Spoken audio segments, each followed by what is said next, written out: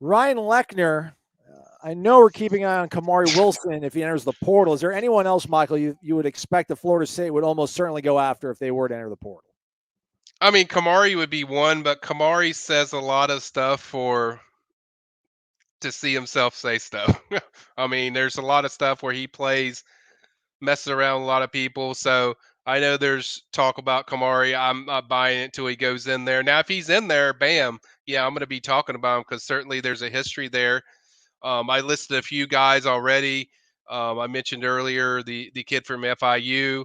We've already talked about Keys. But outside, yeah, if there's somebody that pops up, yeah, they're immediately going to go. And I will immediately jump on the PRB and I will immediately talk about them, guys, if I know they're a set guy. But I don't think there's a set guy outside of Kamari that they would definitely go after outside of the guy that I mentioned from FIU. I don't even know if he's in yet, but that's just a name I've heard.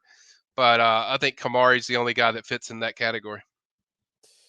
And yeah, again, Cheese probably wants names. There's no names. There's just positions, right, Michael? When it comes to Right. targets, it's really just positions at this point. There's no It particular is. name you got. No, there's not targets yet. There's still, like I said, it's going to have to be a guy that fills a hole like solidly. I know everyone wants a linebacker because like, oh yeah, the linebacker depth's thin, and it is. They do need depth there, but it's a lot. I mean, you still have to be very selective in getting the right fit into there because you can't just take one and it's like okay just to get a body in there. You need somebody that's going to product wise is going to help you. It's going to fit a role what you want. Certainly I think that's what they're kind of focused on is the full need. And there's a lot of background in all this stuff. This stuff isn't just like bam you jump in and oh there's a player in there, go get them. I mean it's a lot of background, making sure the fit is there culturally, making sure the fit there is physically, skill wise, and it's like hey can this guy help us of what we're looking for. I agree with a few people that have put in there that they need a safety. I agree. I think an experienced safety would really help them. I mean, I think that would be a big deal. Even more so now with Duke leaving. Duke was an experienced guy that was certainly in there. Obviously, it sounds like he didn't want to play safety, but and that's fine. But they do need some guys that they need a productive safety to come in there. I personally think the two guys I covered kind of fit that more so with the FIU guy. But it's going to be a wait and see to go from there. Warchant, I don't mean to be a Debbie Downer, but my confidence in the kicking game is still 4 out of 10. I still think FSU could get a better kicker in the portal. What's y'all's confidence in our field goal unit? Ira knows that I'm brimming with confidence. They brought in a superstar from East Tennessee State who's got it on lockdown now. You don't have to worry about anything, everybody. Easy breezy kicking from here on out with Etsu in the house. We're going to be all right. We're going to be all right. So Ira seems to somehow think, I don't know, he watched the same practice as I did. He seems to think somehow Fitzgerald is the guy, but I don't see it. No, I'm not saying I think Fitzgerald's the guy. I'm just thinking it's still TBA. I like Tyler Keltner. If you look at their statistics from last year, there's no question. Tyler Keltner had a much better year at East Tennessee State. You would think the goalposts are the same distance apart. Yep, the football is the same football, that he's going to carry that over.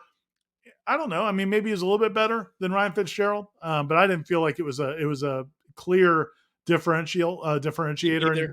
So, I think that's just going to continue until preseason camp. The one nice thing about it is, and I'm not saying it's a great situation, but at least you do have options. So if somebody, say if Keltner wins it and misses a field goal or two, then you got another guy. Or if Fitzgerald wins it, then you've got Keltner. So if those guys both stay and you have both of them in the season, I still think you're in a much better situation than you were last year because, just in case something goes wrong with one of them, whoever gets the job. Marshall asked, Jeff, Ira, what do you guys think about the rumors of the ACC grant of rights being challenged as early as before the start of this upcoming season? Thanks. I hadn't thought about it, Marshall. I hope it happens. I don't know. Are those rumors, do they have teeth, Ira? Are you hearing anything about that? I think it stemmed from our guy Swim Swam back that had the rumors a couple years ago. I mean, it's nothing new. I mean, we've been talking when it was all hot and heavy. We were telling you that what we reported, and we quoted, Peter Collins, the chairman of the board of the trustees at Florida State, who said he felt very comfortable with their position when it comes to the grant of rights. Does that mean they think they can break it? I don't know. Does it mean they think they can break it 2 years from now or 3 years from now or challenge it, whatever? All we can tell you is what we've been reporting for months, that they are trying to find any way they can to get out of it, assuming they can get an offer from the SEC or the Big Ten. And if that can happen, they're going to go. I don't know that anything is done in terms of, yes, we're going to make a break, because the second they think they can, I think they'll file the paperwork to try to make it happen. So I don't have anything more credible that it's imminent, but that they're definitely working towards that end. Yeah, I was going to say that would be news if it were imminent. We've known for a while that they've made it publicly known that they are unhappy in the ACC, that the situation as they described it is untenable, that Florida State will not be able to compete.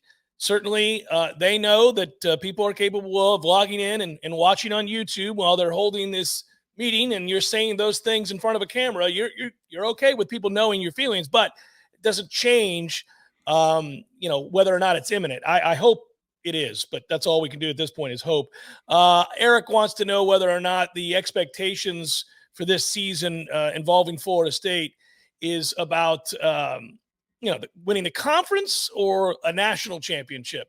And let's go through that, because if you win the conference, you're likely going to go to the college football playoff. I think if you're 11-1 and win the conference, you're going to the playoff, right? You got a good chance. I mean, I think if the scenario to me that with the one loss that makes the most sense for them to go to the playoff is if that one loss is against LSU in the opener and LSU goes on to have a great year. I think if you lose to Clemson and then barely beat them later, and Clemson's not, because I don't think Clemson's going to be great. So I'd prefer that one loss not be to Clemson. And then so I think the best scenario I think would be if you lose to LSU, they have a good year, which I think they will, and you go 12-1, I think then you're still in the playoff. It's an interesting game to play where you decide which of the two real tough games that you have on your schedule that you'd rather lose. Because if let's say they play that game at night, and it seems like they might, or College Game Day could be there, all that. If Florida State were to lose to Clemson on the road in a hard-fought game and then avenge that loss in the ACC championship and win it with a win over LSU and the rest of that schedule, right. I still can see where you'd get the benefit of the doubt there. I know what you're saying. If Clemson, the rest of their year is not a good, just a real if they don't have any really impressive wins. Yeah. But maybe you wouldn't play them. But if you don't play them in the championship game in the conference, then who are you playing? That's going to, so that to me, the most likely one would be the other way. But, I think I think Florida State's a better team than Clemson. I mean, I don't, the fact that it's up there is going to make it difficult. Because even when Florida State's great, they struggle up at Clemson. And that's the only real ACC atmosphere outside of Doak Campbell Stadium that people have a hard time with. It's these two places. It's Clemson and Florida State. That's it. Yeah, unless you just get lulled into sleep at Snuggy Hill or Duke. Snuggy Hill. Well, when Virginia Tech was good, which was a long time ago now, when they were good, I would say that was a tough atmosphere too. But they haven't been good in a while. And there aren't too many other places in the ACC that you would say, oh, boy, that's a tough place to go and win. But it is at Clemson. It is. Yeah, and if Miami is good, and again, those years where Miami but early in a season, where they all come out because they feel like this is the year. This is the one, Ira. And when Florida State's there, they might come out. But so I think there's a good chance. And I just want to give a shout out. I think it was FSU Stu, I think is his name, in